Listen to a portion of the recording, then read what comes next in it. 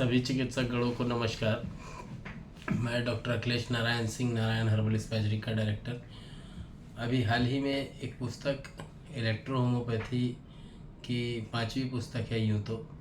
इसमें 2 सीरीज़ में है ये इलेक्ट्रो होम्योपैथी महाग्रंथ पार्ट 1, पार्ट 2, पार्ट 3 और the fundamental of electro homoeopathy and its modern diagnosis. ये एक प्रकार से materia medica and practice of medicine की बुक है। पार्ट 1 आप सभी पढ़ चुके हैं, इसको the legend of junior Sinha नाम से आप लोग जान रहे थे। But the fundamental of electro homoeopathy and its modern diagnosis में पार्ट 1 आप लोग पढ़ चुके हैं। पार्ट 2 पुस्तक भी आ चुकी है। 21 तारीख को इसका विमोचन हुआ। मेटी जयंती मनाई गई खैरागढ़ में, छत्तीसगढ़ में। ये कार्यक्रम बड़े धूमधाम से मनाया गया। इसी कार्यक्रम में इस पुस्तक का विमोचन किया गया। इस पुस्तक के अंदर कुछ खास ऐसी चीज़ें हैं जिनको जानना एक चिकित्सक के लिए क्यों ज़रूरी है। जब तक आप इस पुस्तक को खरीद के पढ़ेंगे नहीं, तब तक इसकी बात नहीं जान पाएंगे। ख़ास तौर पे ये चिकित्सकों के लिए इसलिए भी वरदान है क्योंकि हमें रोग क्या है मॉडर्न डायग्नोसिस के अनुसार हमें मालूम ही नहीं है। बहुत सारे चिकित्सकों को इसका ज्ञात ही नहीं है क्योंकि स्टेथोस्कोप कैसे वर्क करता है, बीपी ऑपरेटर कैसे वर्क करता है, उनके मानचित्रों के अनुसार क्या उसमें प्रिकॉशंस होती है, कौन कौन सी डिजीज़ हो सकती है, इन सभी चीज़ों की जानकारी है। ESR ECG हम कैसे टेस्ट करते हैं, क्या उसको कैसे रीड किया जाता है, और मैटर मेडिका और प्रैक्टिस ऑफ मेडिसिन से रिलेटेड ये बुक है। इस मॉडर्न डायग्नोसिस में इसमें इंट्रोडक्शन डाला गया है। रोग स्वस्थता के विपरीत स्थिति को रोग कहते हैं। शरीर अंतर्गत रासायनिक क्रियाओं का उचित रूप से होना, जठराग्नि का सम होना, रस, मांस, वसा, अस्थि, मज्जा और शुक्र की उचित परिणाम में होना, स्वेद, मल मूत्र आदि का समय से और उचित मात्रा में त्याग होना, शब्द, स्पर्श, रूप, रस और गंध का ठीक ज्ञान होना, वाणी, भुजाओं, पैरों, मल और मूत्र इंद्रियादियों का कार्य क्षम होना, मन का प्रसन्न रहना, ये स्वस्थता के लक्षण हैं। इनके विपरीत स्थिति को रोग कहते हैं। इनके विपरीत स्थिति को रोग कहते हैं। इसमें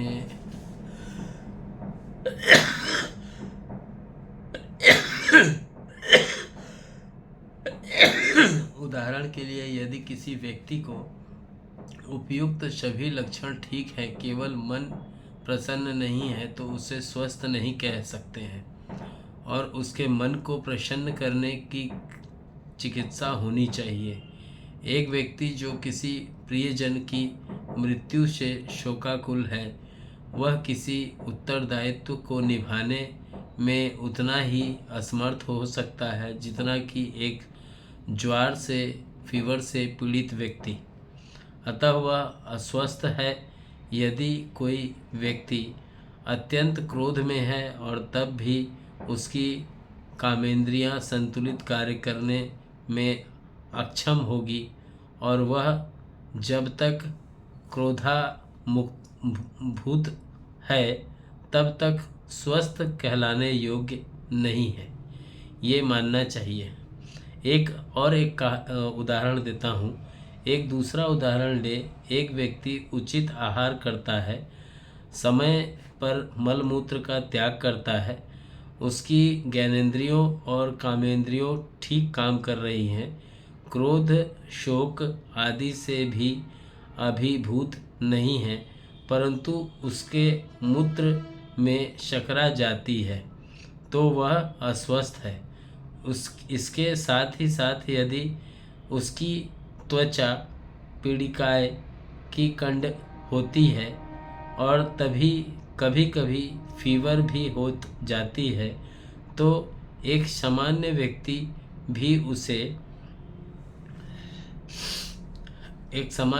भी उसे रोगी की संज्ञा देगा।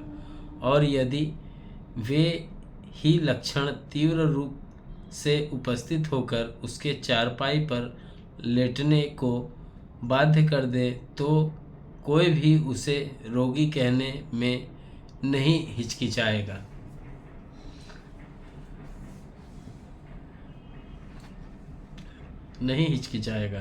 उपयुक्त उदाहरण में से एक बात स्पष्ट है कि अवस्थाएं ऐसी होती हैं जिनके शारीरिक विकृतियां स्पष्ट नहीं दिखाई देती है और कुछ में स्पष्ट दिखाई देती है।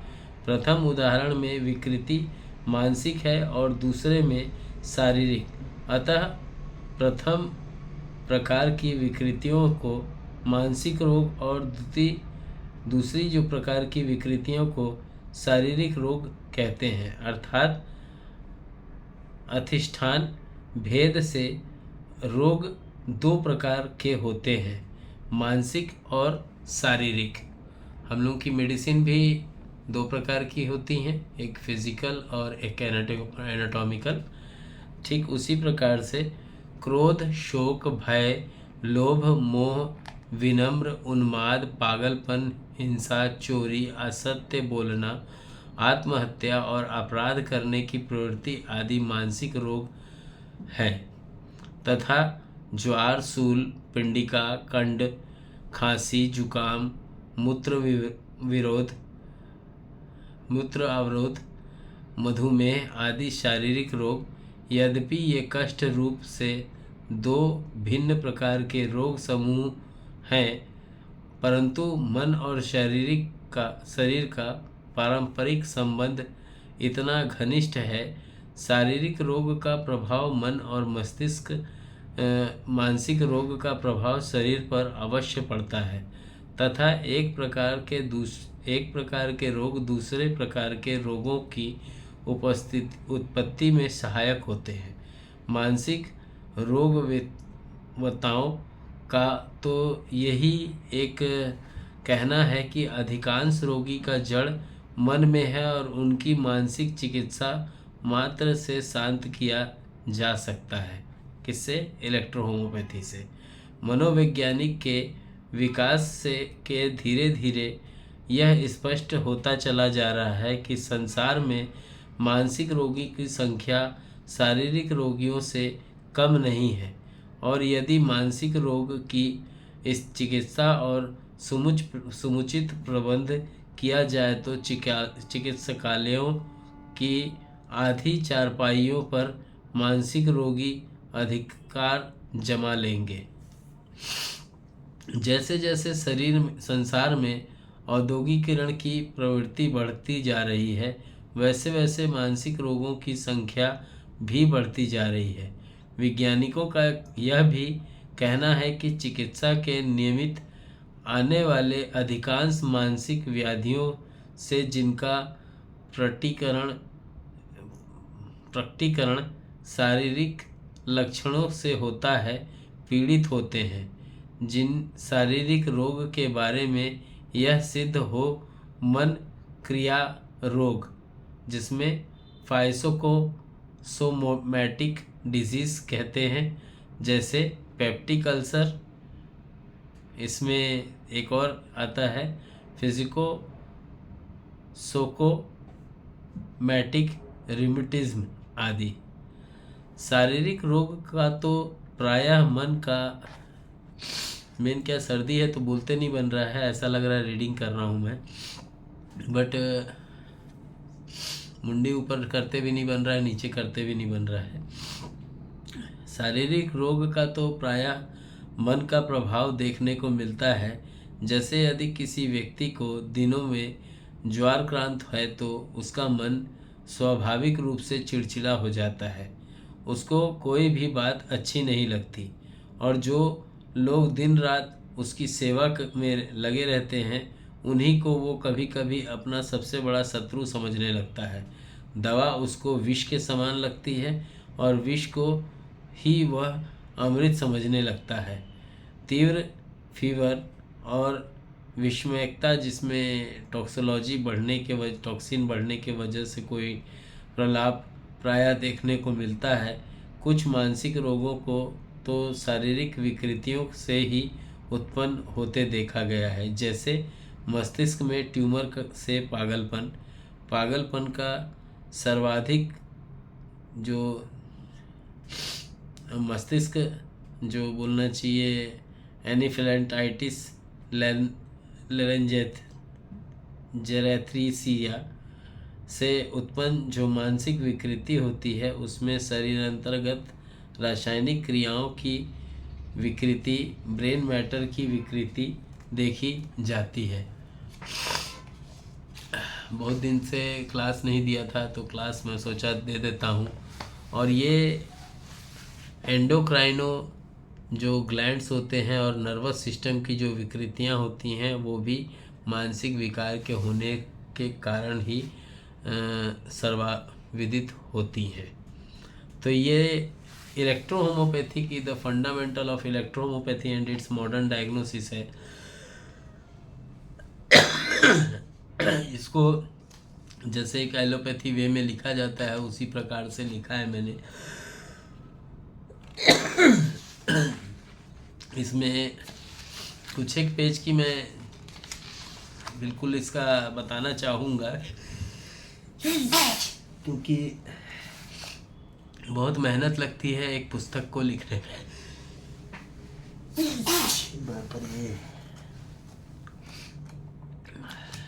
सर्दी भी बढ़ी हुई है मुझे।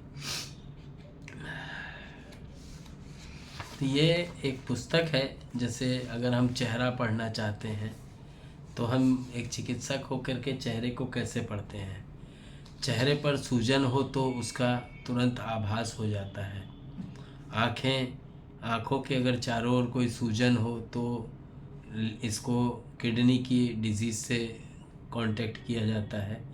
सूजन प्रायः काल अधिक तथा संध्या काल में कम रहती है, परंतु कालिकास जो होती हैं उसमें अगर इसका उल्टा हो जाता है ये, अर्थात प्रातः काल में ये कम और संध्या में अधिक हो जाती है।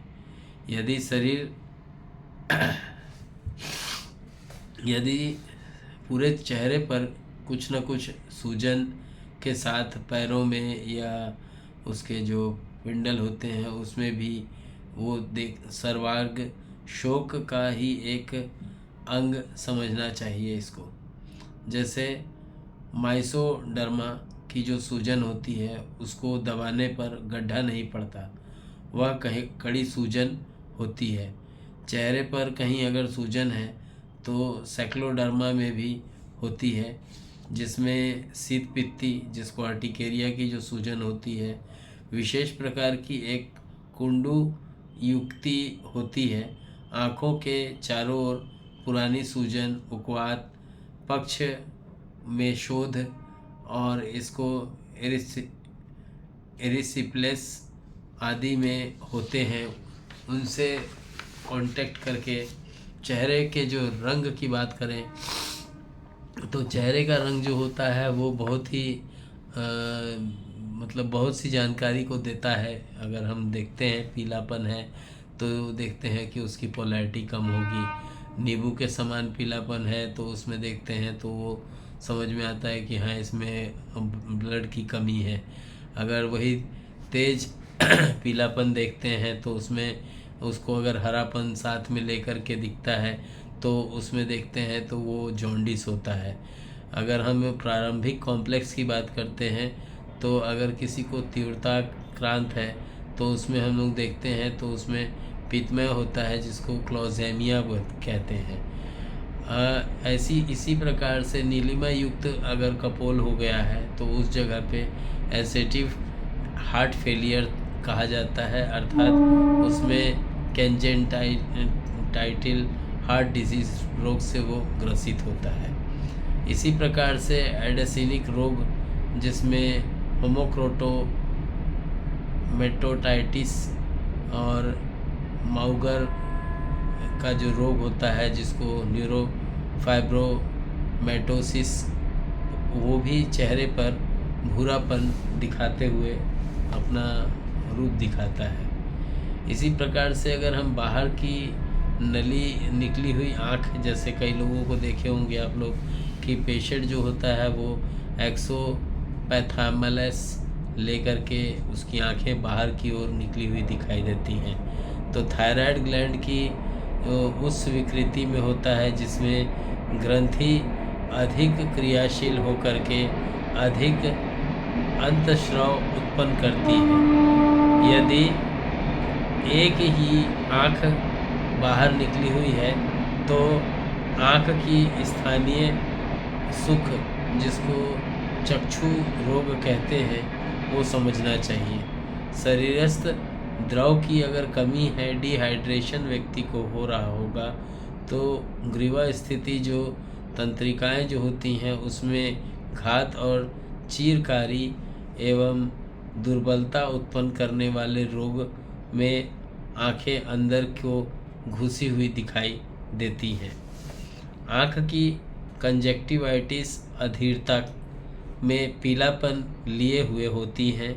इनमें तथा आँखों में स्वतः सफ़ेद सैक्रल को कामला, जिसको जॉन्डिस का पीलापन अति प्रारंभ अवस्था में ही प्रकट हो जाता है।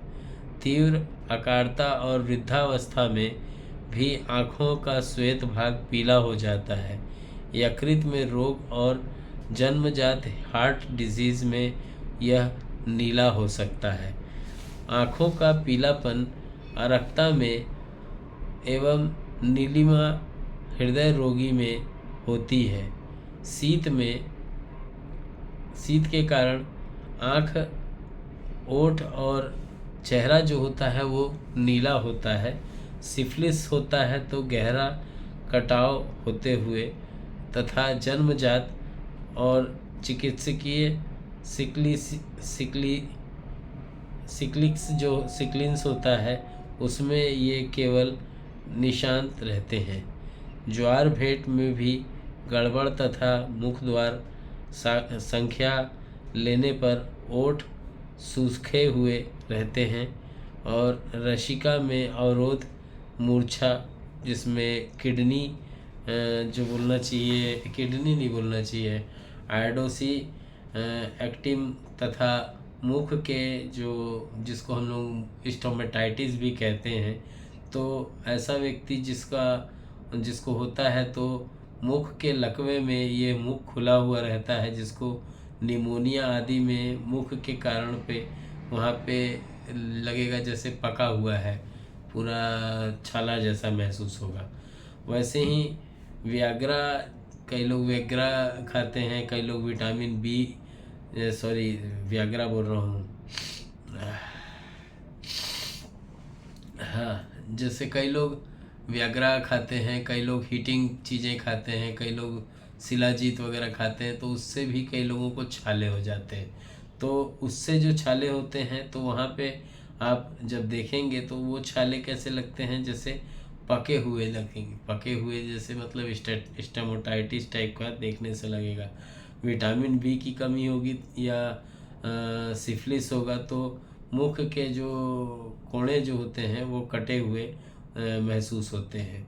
दांत और मसूड़े को अगर देखने में पायरिया का पता चल जाता है तो जन्मजात सिकल्स के सामने वो स्थायी दांत आगे पीछे एवं बोलना चाहिए आधे चंद्रकार कटावदार होते हैं और वो स्कर्वी में सूजन युक्त और रक्त स्रवी में मसूड़े होते हैं। मिसल्स में दाढ़ी से स्पर्श करने वाले जो स्थान होते हैं वहाँ पे ओठ और तालू में कापोसिल स्पॉट्स रोग के प्रारंभ में ये दिखाई देते हैं। ये नीलम, श्वेत और बिंदु अल्पिन, जैसे जो सेफ्टी पिन अल्पिन होता है उसके सिर के बराबर कुछ उठे हुए से दिखाई देते हैं। हल्के लाल लाल घेरे हुए दाने के साथ होते हैं। शरीर पर उद्भेद निकलने पर ये गायब हो जाते हैं और नाक के ऊपर का जो भाग होता है उस पे दबा हुआ और चपटा होने पर जन्मजात सिफिलिस और बचपन के जो चिरकारी प्रतिशत बोलना चाहिए उसके घातक परिणाम होते हैं।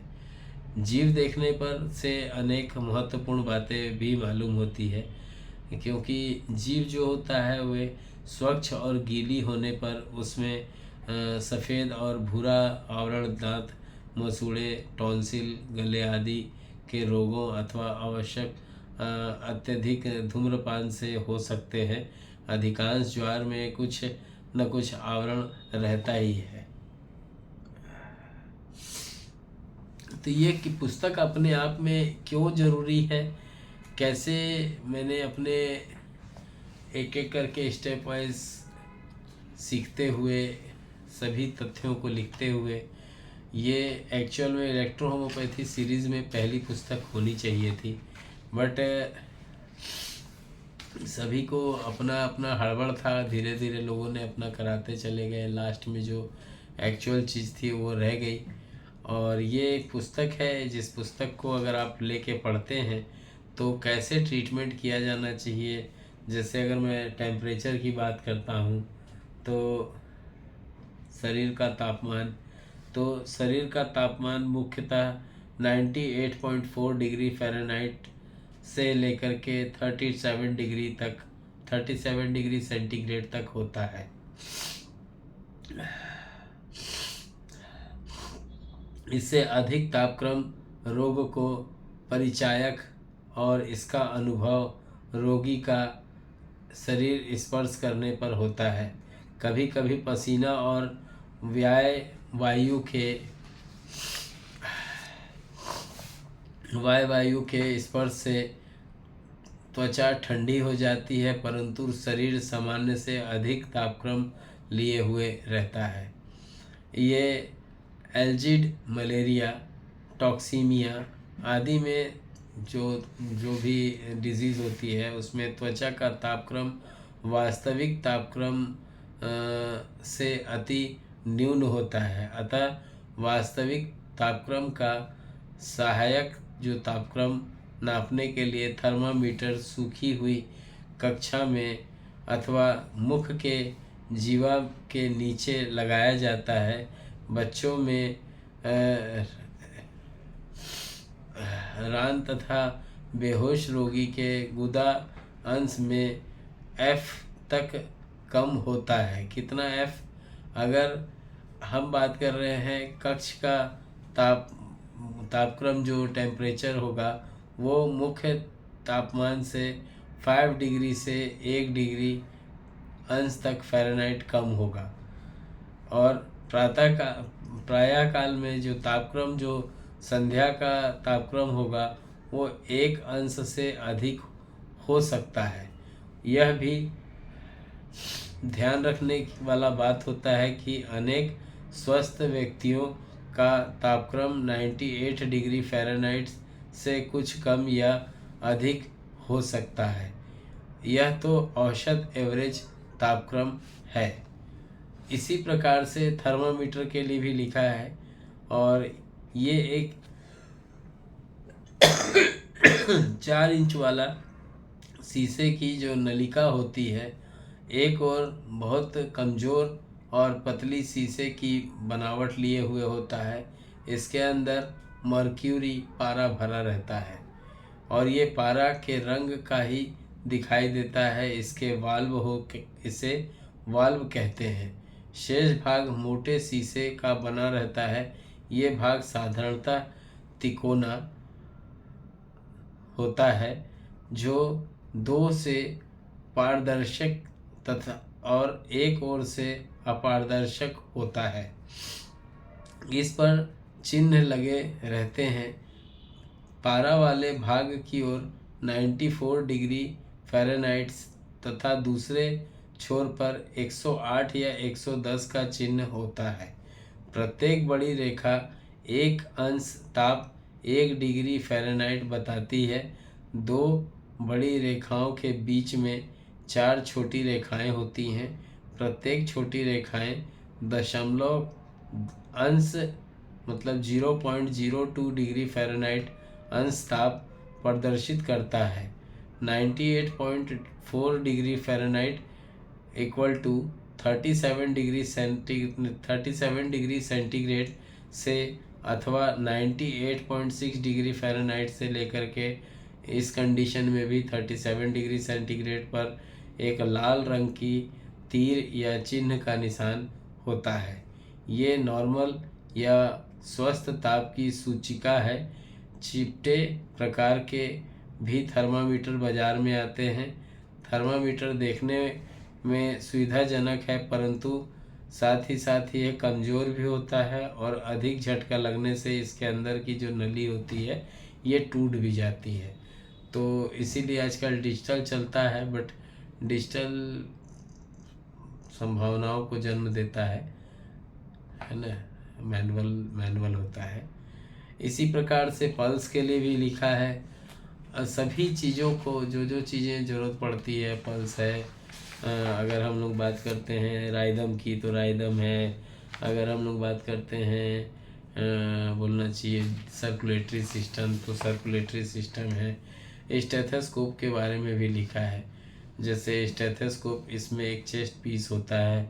ये एक नली के द्वारा शेष भागों से संबंध रखता है। इसे छाती पर रखकर चेस्ट पीस दो प्रकार के होते हैं। जैसे एक चेस्ट पीस होती है जो लंबी घंटी के समान होता है, और दूसरे में जो होता है वो दो पिंच लिए हुए लो पिच्ड और लो फ्रीक्वेंसी साउंड को अधिक स्पष्ट सुनाई देने में सहायक होता है। तो ये एक पुस्तक है।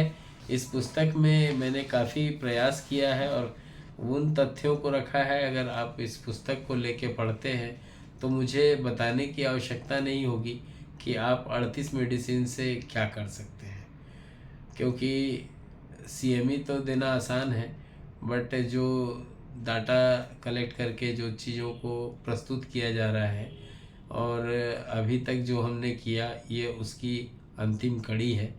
और ये पुस्तक निश्चित मात्रा में ही पब्लिश हुई है।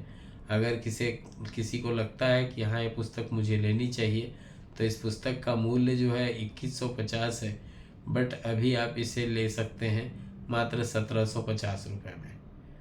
तो आज्ञा चाहूँगा आज के लिए। जय हिंद, जय इलेक्ट्रो होम्योपैथी, जय काउंट सीजर मेटी जी, जय नासक मेथोडोलॉजी।